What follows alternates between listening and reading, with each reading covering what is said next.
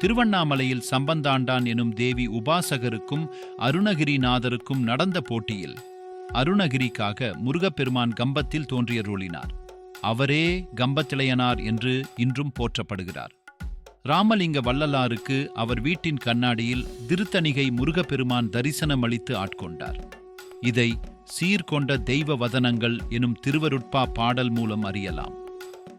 திருத்தணி முருகன் சங்கீத மும்மூர்த்தி களுள் ஒருவரான முத்துசுவாமி தீட்சிதருக்கு திருத்தணியில் கற்கண்டை வாயில் போட்டு நாதாதி குருகுஹோ எனும் கீர்த்தனையை பாட வைத்தவர்.